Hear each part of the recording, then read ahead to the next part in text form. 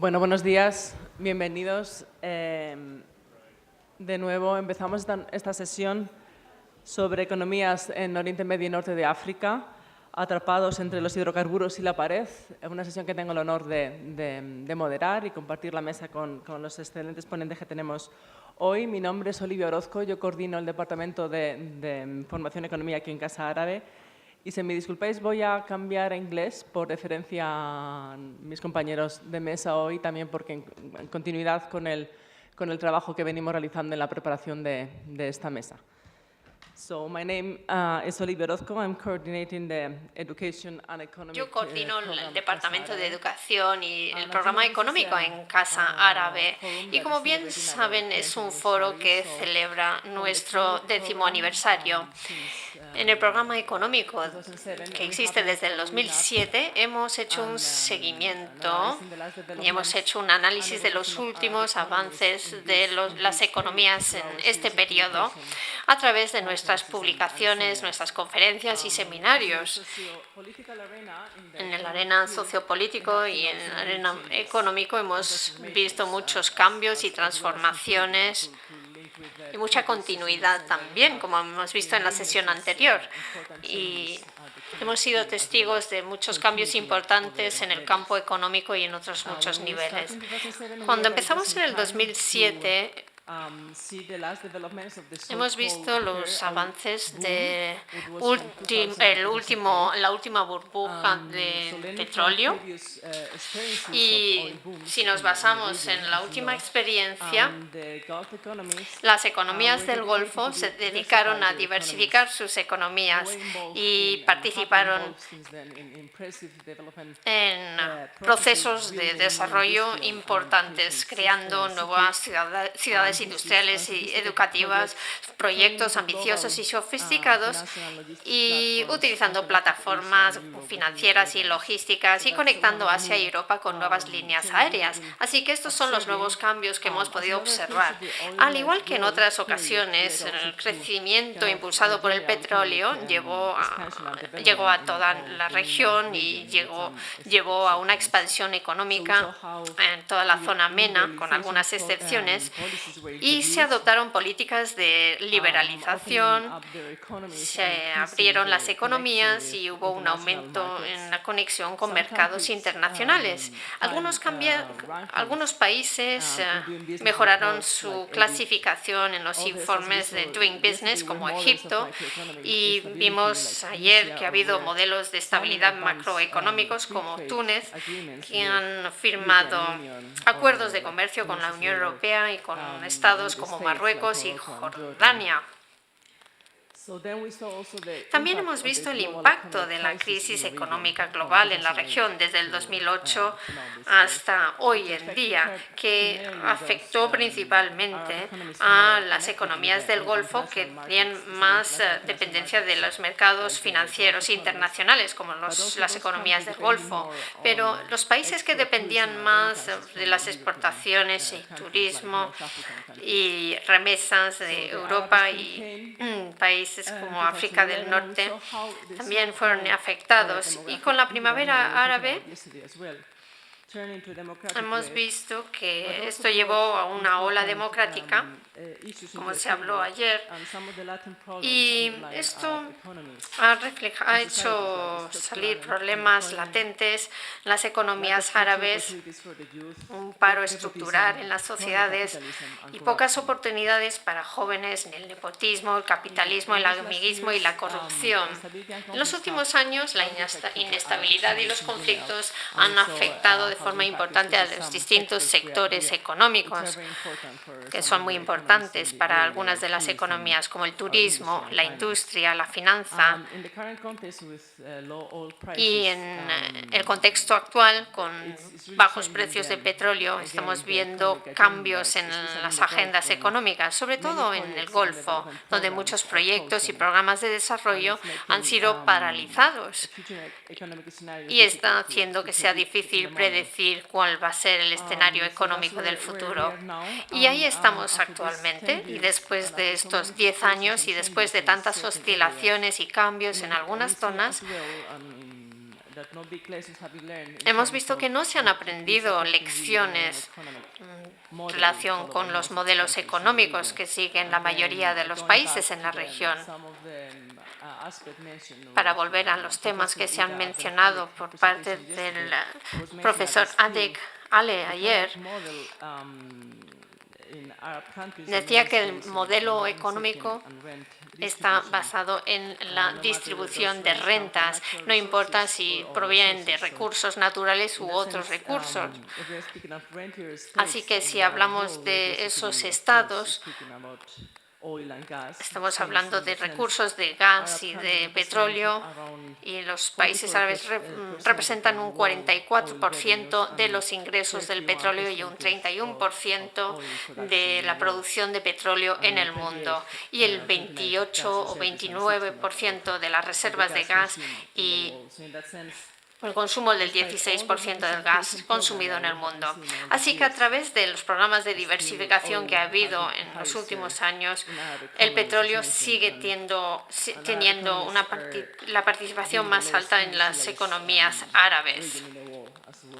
Y es la zona menos industrializada del mundo. Entonces, en ese sentido, hoy con la sesión sobre las economías de MENA y la economía de los hidrocarburos, tenemos que preguntar si es verdad que los hidrocarburos son un problema o si es la globalización y la competencia de Asia que está frenando esas economías en su desarrollo. ¿Qué es lo que falta? ¿Qué es lo que no vemos los economistas en nuestro análisis de la región? Y estas son las distintas cosas que iremos viendo hoy. Y por último, si vemos transformación estructural que necesitan los países MENA para poder crear sistemas económicos productivos y puestos de trabajo para la mayor parte de la población. Venimos aquí hoy para intentar responder a esas preguntas con dos ponentes excepcionales. Tenemos Hassan Hakimen, que es director del Instituto del Oriente Medio en Londres, y Al-Jaber y MBA en Al-Jaber Reader en economía. Él trabaja en el Cass Business School en City University y ha liderado distintos programas de educación en China y ha trabajado en recursos humanos y cambios demográficos, mercados de trabajo, políticas de empleo, globalización e integración económica. Es autor, entre otras cosas, de Labour Transfer and Economic Development, la transferencia de trabajo y desarrollo económico, y coeditor de El Estado y Cambios Globales. También está en el Economic Research Forum, es una red de economistas de Oriente Medio en Cairo, y es un miembro activo de la Asociación Económica del Oriente Medio en Estados Unidos. Y ahora voy a presentar a Miriam Lowy. Miriam Lowy es catedrática en la Universidad de Nueva Jersey, políticas de Oriente Medio, es de Canadá y tiene licenciatura y doctorado de la Universidad de Princeton, y sus investigaciones se han centrado principalmente en las intersecciones entre recursos naturales y el comportamiento político. Ha escrito mucho sobre el conflicto por la falta de agua en distintos estados en el Oriente Medio y la inestabilidad del petróleo en Argelia. Su proyecto actual, que fue nombrado Carnegie Scholar, se centra en el impacto de la riqueza del petróleo en la manera en la que viven los árabes en el Golfo como musulmanes hoy. Ha publicado la riqueza del petróleo y la pobreza de políticas, una comparación en Argelia, y les voy a dar la palabra para que hablen durante unos 20 minutos y luego tendremos tiempo para preguntas.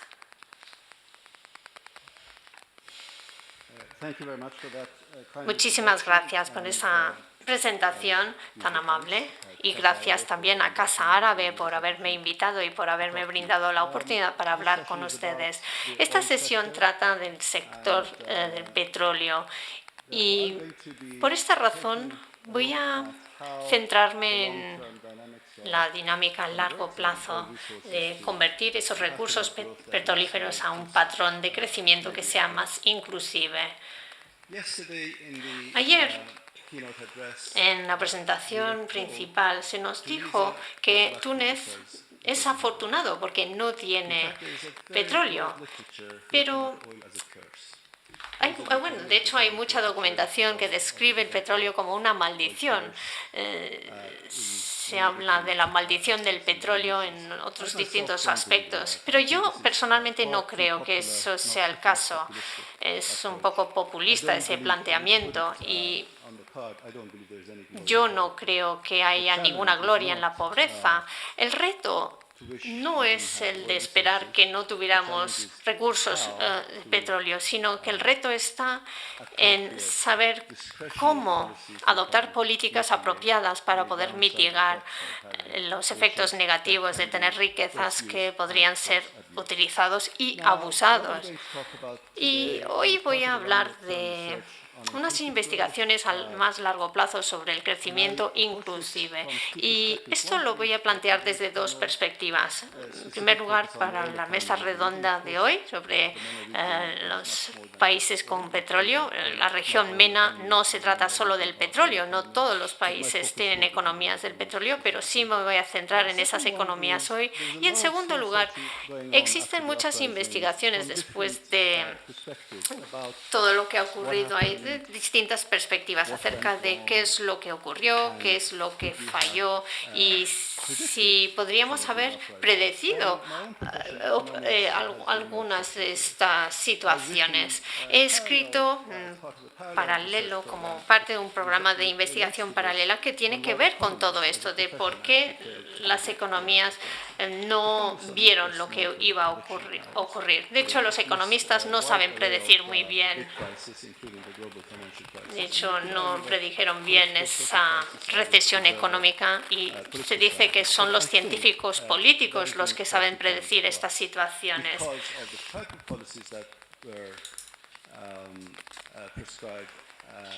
Fue debido a las políticas adoptadas por las agencias internacionales principalmente y también por la política de prensa más bien positiva que hubo acerca de estas políticas. Y por eso creo que la crisis se acentuó. Y a mí me gustaría centrarme en esta cuestión y mirarlo desde otra perspectiva, quizá. El crecimiento inclusive significa distintas cosas para distintas personas y es un término muy popular.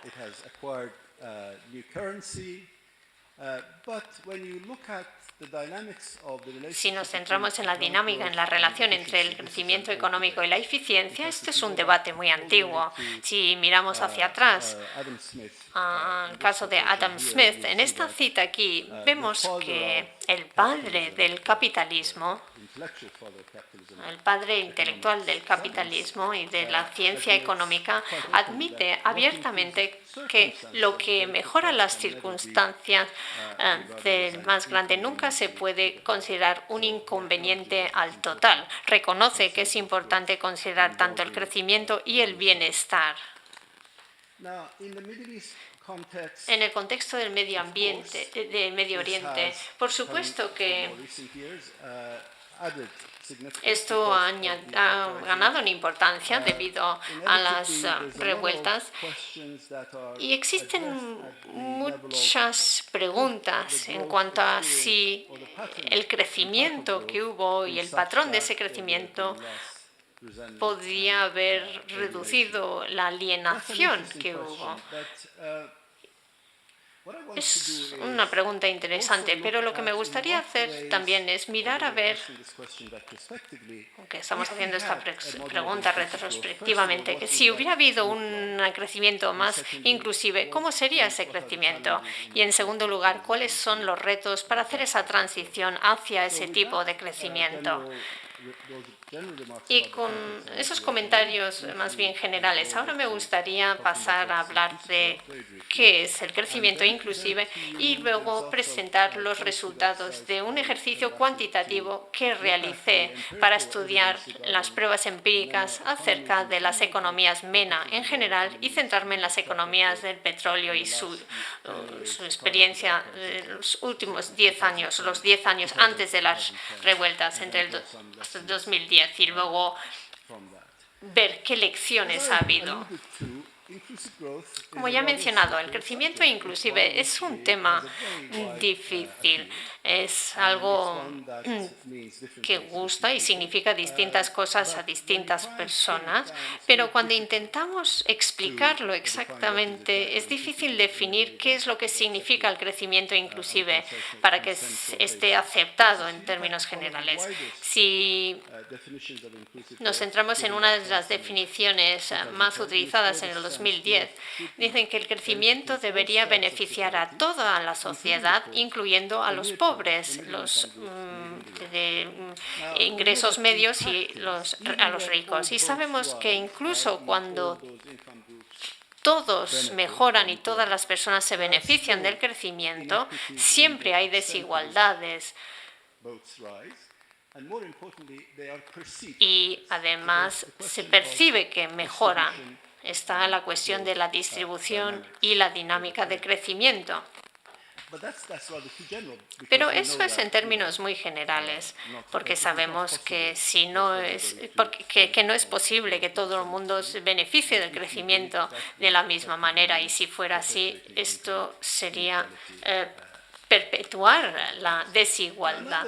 Entonces, otro planteamiento podría ser demasiado estrecho. Definimos el crecimiento inclusive como el crecimiento con una distribución. Y sabemos también que la pobreza y la equidad no se trata solamente de los ingresos y la distribución de los ingresos. Tenemos que considerar la educación, la sanidad, la salud. Y existe otra tendencia, y es que algunas personas definen el crecimiento inclusive como una serie de oportunidades que pueden aprovechar todos.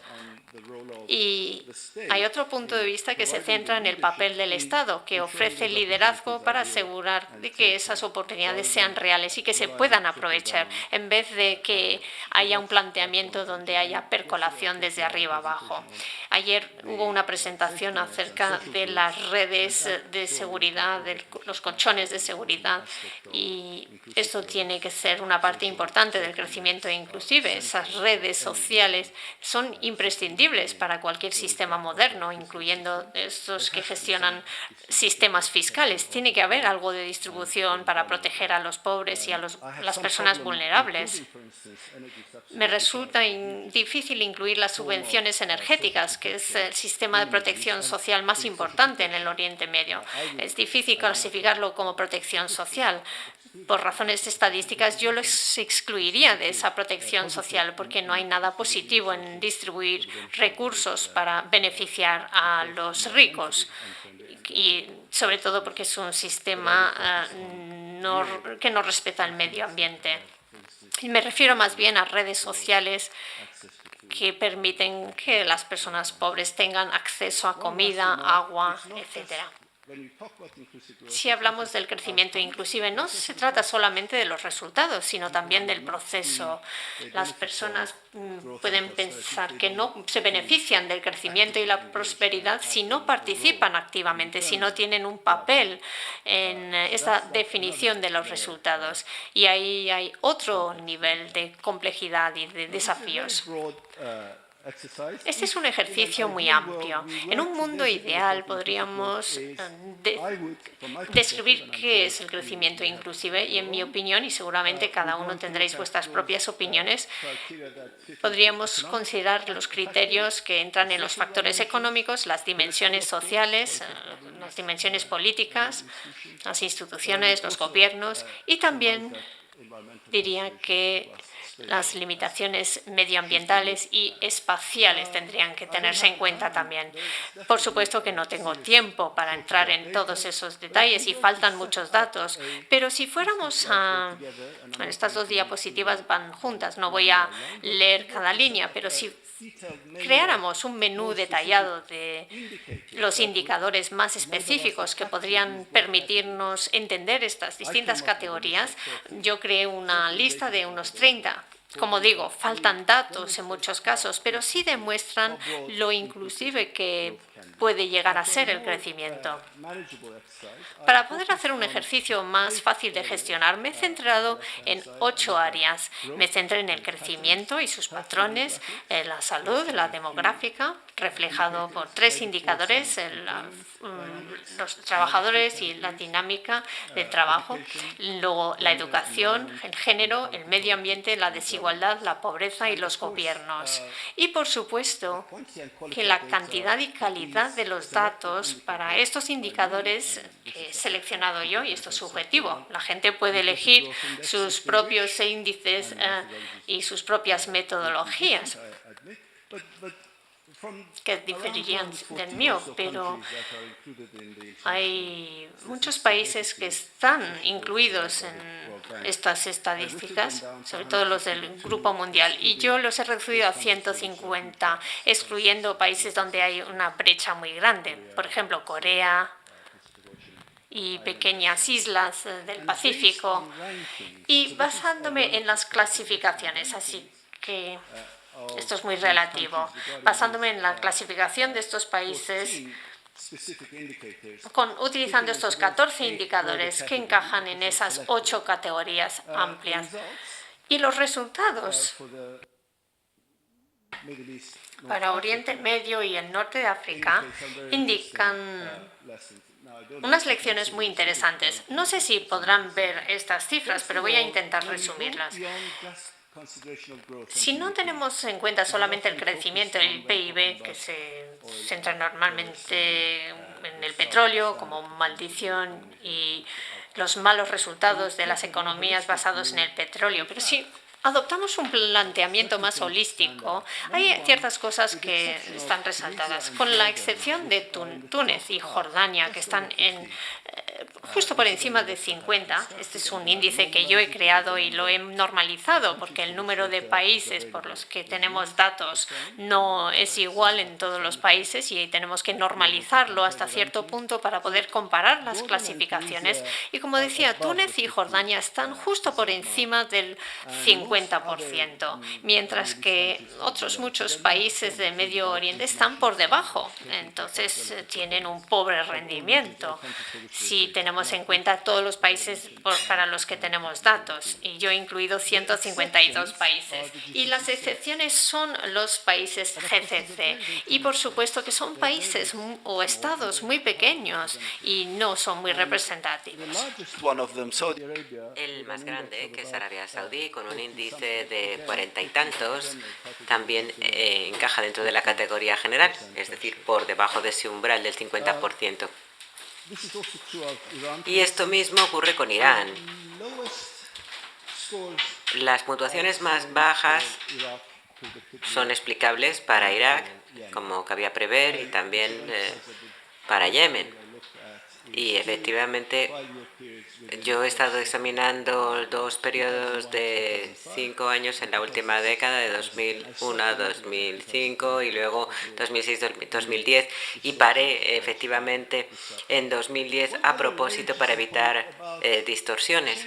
Luego, cambios. ¿Cuáles han sido las tendencias a lo largo de estos 2 periodos de 5 años? Y aquí podemos ver las cifras, y aquí he rodeado algunas que son más interesantes. Los estados petrolíferos han visto realmente un deterioro en su rendimiento en cuanto al crecimiento inclusivo.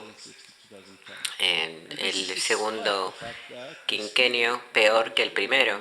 Y esto, pese a, como ya se decía anteriormente, pese a que de 2008, las experiencias de 2002 y 2008 con los ataques de Estados unidos a Irak, pues a pesar de todo esto ha habido un boom de los precios del petróleo llegando a 150 y tantos dólares el barril en 2008. Tenemos aquí Kuwait, Bahrein, Irán, que son los principales estados, son los que han tenido mayor deterioro en su índice de crecimiento inclusivo. Por supuesto, siempre hay que mirar bien los detalles y ver cómo cada una de esas actuaciones y de los rendimientos de cada uno se pueden explicar en cada caso. Efectivamente, no solamente Kuwait y Bahrein, sino también los Emiratos Árabes Unidos van mal. En el índice también el desempleo, sobre todo el desempleo juvenil, muy mal. Por ejemplo, Arabia Saudí es el que más bajo está el último de la cola de 153 países para los que tengo este ranking. Arabia Saudí es el país 153 en términos de desempleo juvenil. Y este es un patrón generalizado. Esto es lo que realmente está tirando las economías hacia abajo. Género y medio ambiente. Esas dos dimensiones tampoco ayudan mucho a que el rendimiento de los estados del GCC. Son las grandes dimensiones en las que necesitan hacer progresos para que su crecimiento sea inclusivo. Y aquí tengo que hacer una salvedad porque, como yo hablaba aquí en mis cálculos del índice de crecimiento inclusivo, es en relación al rendimiento de otros, a cómo otros han tenido sus resultados. Y claro, todo también está muy ligado con el ciclo económico. Si la cosa va bien, pues uno tiene que hacerlo aún mejor. Y si la cosa va mal en el ciclo económico, pues también uno destaca si va todavía peor que los demás. Es como cualquier índice compuesto y agregado, pues como decía antes, los detalles son aquí, donde hay que tener mucho ojo para explicar las diferencias en cuanto a los dos rendimientos. Yo, ¿por qué he elegido estos indicadores? Ya lo he explicado antes, 14 indicadores para estos 153 países, a grandes rasgos en 4 categorías. La idea sería para que el desarrollo de estos índices de crecimiento inclusivo sean cada vez mejores para tener datos más comparables si tenemos un conjunto de indicadores mayores. Esto es solo un principio. Estos 14 indicadores les he otorgado una ponderación igual, deliberadamente, es decir, que tanto el crecimiento del PIB tiene el mismo peso, digamos, que la igualdad de género. Y evidentemente todos estos indicadores y su utilización son subjetivas, en diferentes manos tendrían otros resultados, pero bueno, se pueden contemplar distintas posibilidades. Y voy a concluir, me quedan 2 minutos por mi reloj. Y bueno, yo me he facilitado a mí mismo la labor porque suelo presidir y moderar mesas y sé lo frustrante que puede ser moderador y estar pendiente de la hora. Pues creo que este tipo de ejercicio es ver cuál es el rendimiento de las economías del petróleo más allá de lo que es el mero crecimiento de su PIB. Ofrece nuevas perspectivas, abre nuevas miradas y nos permite ver que esos resultados no solamente hay que considerarlos en términos de indicadores clásicos y convencionales, sino la calidad del crecimiento también y hasta qué punto esto beneficia a todo el mundo en mayor o menor medida. Eso también hay que tenerlo en cuenta. La década que he estado examinando fue muy especial por el boom de los precios del petróleo y esto también en la experiencia del crecimiento inclusivo, sin embargo, no tuvo una repercusión en general muy positiva. Viendo esto dentro de esta panorámica más amplia de mis investigaciones en general, esto arroja una luz muy interesante sobre lo que se llaman las supuestas raíces de los levantamientos árabes. Voy a comentarles 2 narrativas que a lo mejor abren también el debate. volvemos a Aristóteles. Aristóteles decía que para afianzar su poder, el tirano tiene que mantener a la población sumida en la pobreza, para que su preocupación por ganarse el pan pues no les dé tiempo para plantearse conspirar contra el dictador y el tirano. Es decir, que decía que Aristóteles que la pobreza es lo que frena cualquier sublevación. Bueno, eso es lo que decía Aristóteles, no yo, pero hay que tenerlo en cuenta. Luego, unos cuantos siglos después, el famoso sociólogo Tocqueville también dijo en cuanto a la Revolución Francesa que es precisamente la prosperidad, no la pobreza, sino que el aumento de la prosperidad, es decir, el punto álgido de la prosperidad del ciclo económico, alienta a la gente a revolucionarse. Es decir, que él decía que precisamente el aumento de la prosperidad hace que la gente se quiera sublevar. Y en realidad son complementarias estas dos perspectivas. Hablan en ambos casos de la relación entre los ciclos políticos y económicos, mirando distintas partes de los ciclos y sus efectos. Y bueno, encantado luego de contribuir al debate. Gracias.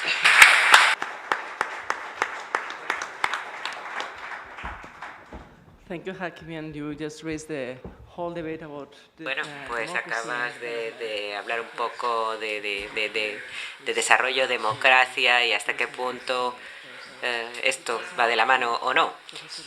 Pasamos la palabra a la profesora Lowy. Quiero empezar dándole las gracias a los organizadores de esta excelente conferencia por haberme incluido.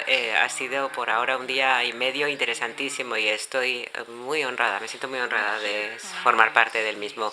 Uno de los principales hallazgos en cuanto a la bibliografía en conflictos sociales es que los levantamientos suelen ocurrir en momentos de grave recesión económica y entre los diferentes estudiosos que han estudiado el Golfo dicen que los estados productores de petróleo son especialmente propensos a la inestabilidad debido a que los hidrocarburos no son renovables y los precios internacionales de los mismos fluctúan mucho. Dado la persistencia de los bajos precios del petróleo desde el verano de 2014, estos argumentos nos pueden llevar a preguntarnos qué nos deparará o qué tiene deparado el futuro para la región de Oriente Medio si continúa la tendencia, pero quiero continuar, al igual que decía mi colega, que los levantamientos árabes se produjeron después de más de una década continuada de aumento de los precios del petróleo. De hecho, en 2011 los precios estaban en 2011 a $100 y se quedaron en unos 110 en los siguientes años por barril. Además, se produjeron los levantamientos tanto en países ricos como pobres en petróleo. Y como otros han dicho en esta conferencia, habrá que ahondar un poco más para saber cuáles son las fuentes de la movilización popular y ver cuál es su vinculación con los hidrocarburos y el conflicto en países de la región. Por mi propia investigación sobre Argelia y su caída en la violencia, también he examinado si todo tenía que ver con el petróleo, no petróleo, precios altos, precios bajos y todo lo que tiene que ver con el hecho de que los recursos, tanto políticos como económicos, están distribuidos. En otras palabras, las revueltas árabes se pueden entender como respuestas a una distribución distorsionada de los recursos y la demanda de que se redistribuyan. Así que voy a centrar mis comentarios hoy en la distribución, en las prácticas de gasto entre los potentados locales, las prácticas de gasto de los gobiernos y qué puede podemos esperarnos en el futuro. Para hablar de las prácticas de gasto hay que recordar que el estatismo precisamente es una característica definitoria de los estados de la región MENA. Si pensamos en los países ricos en petróleo, los hidrocarburos y los ingresos de los mismos están en manos del Estado El Estado es todopoderoso, omnipresente, el Estado es el principal empleador y fuente de generosidad. Los gobiernos distribuyen los beneficios a la sociedad en una manera maneras muy diversas.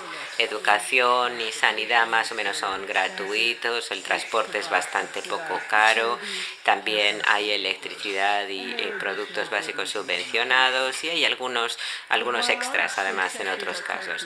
Pero lo que es característico de los estados exportadores de petróleo no solo es eso no solo les caracteriza a ellos este predominio estatal, sino también en los otros estados, los estados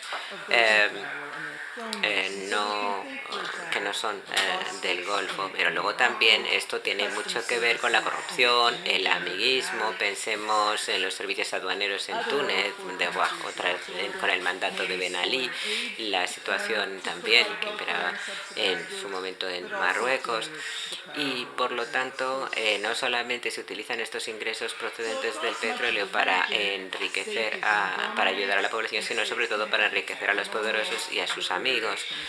Los estados suelen ser patrimonialistas y por lo tanto el estar muy cerca y muy apegado al poder es la clave del éxito, y por supuesto el clientelismo es imperante.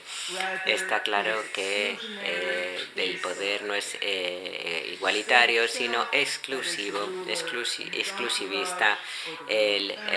La familia gobernante o el gobernante, el monarca y su entorno son los que tienen los mayores privilegios y se pueden servir a su gusto de las arcas del Estado, y todos los que les rodean se benefician desproporcionadamente. Otra indicación es que hay algunas regiones algunos países de la región que se benefician más que otros. Las políticas económicas y también las políticas sociales en parte quieren apoyar y consolidar el poder del Estado y afianzar su legitimidad. Y para financiar estos sistemas y también el poder juntar unas cuantas manos requieren fuentes constantes de ingresos para también asegurarse que no haya otras amenazas. En este contexto, sin embargo, de un Estado patrimonial altamente centralizado, el ampliar la participación de las personas y los grupos se considera precisamente una amenaza. Y por eso, en diferentes niveles en la región, hasta el punto en el que se haya permitido crecer al sector privado e invertir, se le suele restringir a las élites, y se han puesto en marcha políticas para vincular a las élites empresariales con el régimen, es decir, son emprendedores pero no serán demasiado poderosos. Las élites empresariales son las que al final se enriquecen y se da muy poco apoyo a las pymes. Esto se ve aún más pronunciado en los estados productores de petróleos porque su patrimonio es mucho mayor y solo tienen una fuente de ingresos. Y precisamente los hidrocarburos no son una de las principales herramientas del desarrollo económico, sino mediante la distribución y la depresión y la represión son precisamente una herramienta para el control y represión social. Recordemos que las economías de los estados petrolíferos se dice en muchos casos que si no serían insostenibles. Sin embargo, y por eso esos estados se han diversificado, y estos estados precisamente tienen el problema de que han sido muy lentos a la hora de diversificarse. Muchos de ellos, precisamente ante la cuestión dicen, bueno, todo va bien, ¿por qué cambiar? Vamos a continuar con esta estructura por ahora. Y ni siquiera están interesados en empezar con reformas graduales en periodos de mayor comodidad. ¿Cómo van a responder estos estados, por lo tanto, a los retos políticos? Y esto me refiero tanto a las amenazas internas al gobierno y, por otro lado, amenazas externas.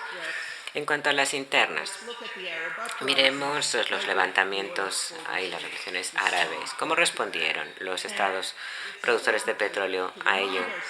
Recordemos que en enero de 2011 los exportadores de hidrocarburos tenían precisamente muchos más fondos gracias al aumento constante en la década anterior de los precios del petróleo. Tenía más de 150.000 millones de dólares a Argelia en reservas de moneda extranjera, 10 veces más de lo que tenían al principio del nuevo siglo, y con una deuda pública solo del 4%.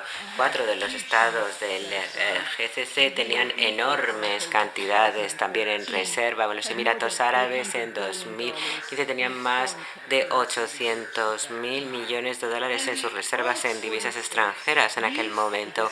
Y toda esta riqueza acumulada, ¿qué hicieron los estados? Bueno, pues utilizaron su riqueza para para disuadir la movilización económica y aumentar la represión. Vamos a ver un poco esta distribución. Desde la primavera de 2011 hasta 2013, Argelia aumentó los subsidios estatales de manera masiva en un 60%, aumentando los sueldos de los funcionarios públicos en más del 9%. Hasta la primavera de 2014 había generado muchísimo empleo dentro del sector público. Los estados del GCC también aumentaron los sueldos de los funcionarios, pero también crearon decenas de miles de nuevos empleos en el sector público. Al mismo tiempo, hablaba de que, por otro lado, iban hablando de que había que ampliar la actividad del sector privado. En Arabia Saudí, el gobierno gastó 130.000 millones de dólares en prestaciones sociales, o eso decían, viviendas, empleo. En esa época, una cantidad enorme para una población de habitantes que solo son 20 millones.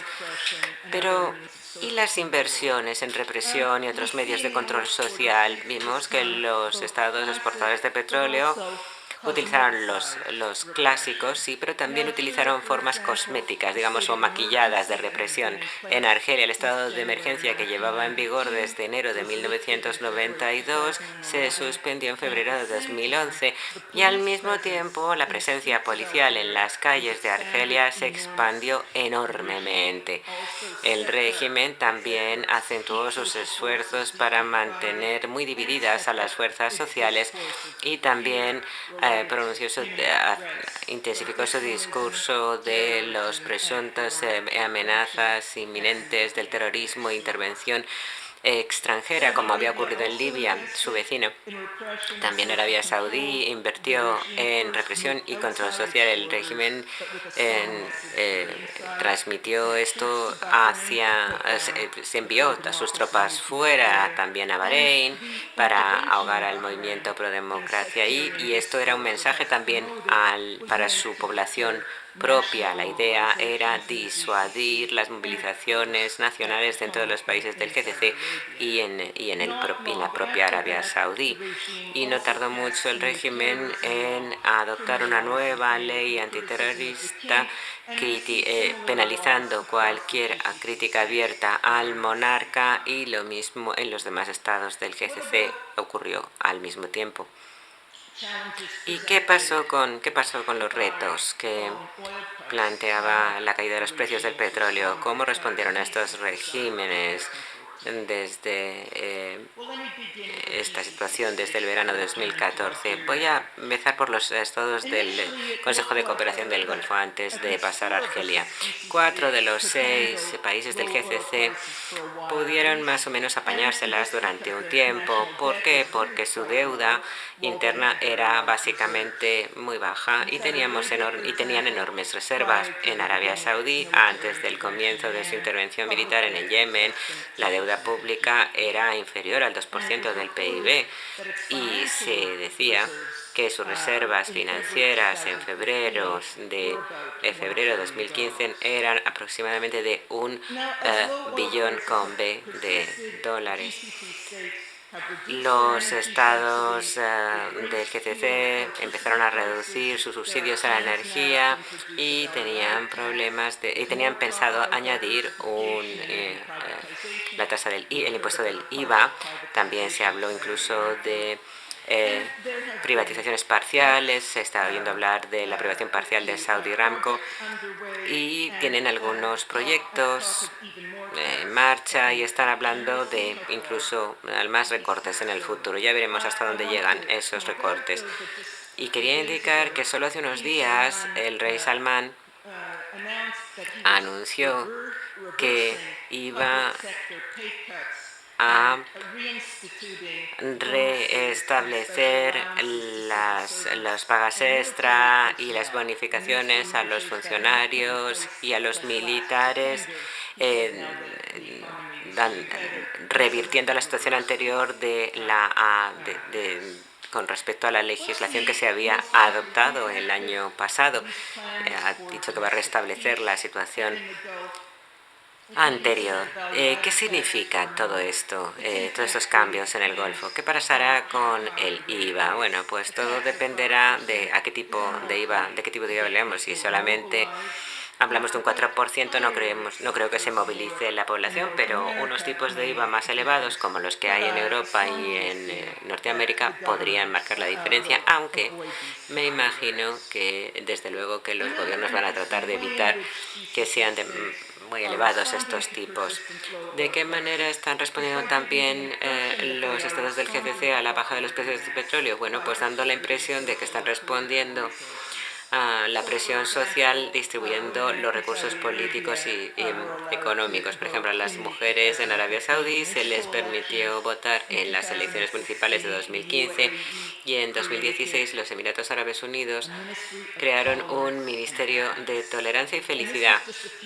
Y esto solo unos meses después de que una economista emiratí muy célebre desapareciera, precisamente parece ser que por sus tweets criticando al presidente de Egipto, con lo cual parece ser que están haciendo un poquito de cosmética, de arreglos de maquillaje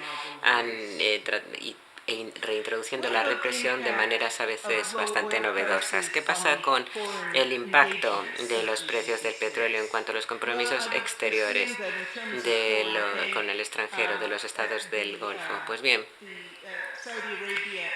Arabia Saudí y los Emiratos, su asistencia a Egipto depende de su asistencia económica, de hecho, para poder seguir manteniéndose. Pues me imagino que eso continuará, aunque periódicamente irán recortándole esas transfusiones a Egipto y les darán un toquecito y les reñirán un poco si no envían tropas a Yemen o si no votan lo que voten los rusos en el Consejo de Seguridad de Naciones Unidas. En cuanto a otros compromisos, bueno, desgraciadamente la persistencia de los bajos precios del petróleo no ha tenido suficientes consecuencias en cuanto a la guerra en curso en Yemen. Arabia Saudí y otros estados del GCC siguen muy afianzados en Yemen y desde luego no han escatimado recursos en la guerra.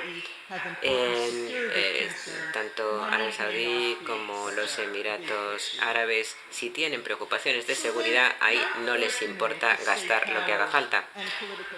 En cuanto a la estabilidad y el poder con esta caída de los precios del petróleo, ¿qué cabría esperar si siguen así de bajos los precios del petróleo en el futuro? Bueno, pues lo primero es que hay que ver, depende de hasta qué punto esté aferrado al sillón el poder, digamos, de los países árabes y hasta qué punto estén dispuestos a dar más acceso. A corto o medio plazo, las repercusiones van a ser sobre todo más sustanciales para Argelia, pero también para Irak y Libia, dado que su dependencia del petróleo es importante y además tienen una escasez de otras fuentes de ingresos, teniendo en cuenta además que tienen una serie de carencias institucionales y políticas e inestabilidad. En Argelia cabe destacar que en enero de 2015, a los 6 meses de la caída de los precios del petróleo, los ingresos por hidrocarburos habían disminuido en un 50% y al principio el régimen solamente recurría a sus reservas, ya está. Pero cuando el precio del petróleo había caído ya a más de la mitad en un solo año, decidieron empezar con los recortes a los subsidios. Se hizo un aumento del 10% al IVA, se recortaron las importaciones y también algunos proyectos de infraestructura, y se habla también de reducir el gasto. Y también ahora se está volviendo a hablar de la diversificación por parte del régimen, pero la situación económica no ha dejado de deteriorarse y ahora mismo el gobierno de Argelia le quedan menos de 2 años de reservas para utilizar como colchón. El efecto de las medidas de austeridad ya ha causado muchos trastornos en la sociedad, no solo entre los más marginados, sino también entre las clases medias y algunos segmentos de las élites. Y esto es potencialmente muy peligroso, dado sobre todo que existe una considerable incertidumbre política. Va a haber elecciones parlamentarias la semana que viene en Argelia con toda esta crisis, y esto teniendo en cuenta que la ralentización económica recuerda mucho al 88 y esa caída en el abismo de la violencia. Pero las otras situaciones muy difíciles son también las de Irak y Libia. Y si me dan unos minutitos, me gustaría también hablar de ello.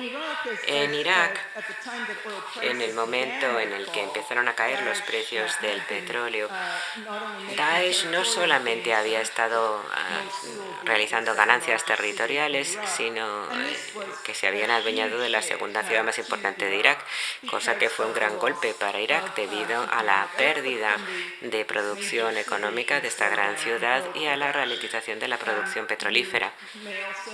También quizás sepan que Kirkuk,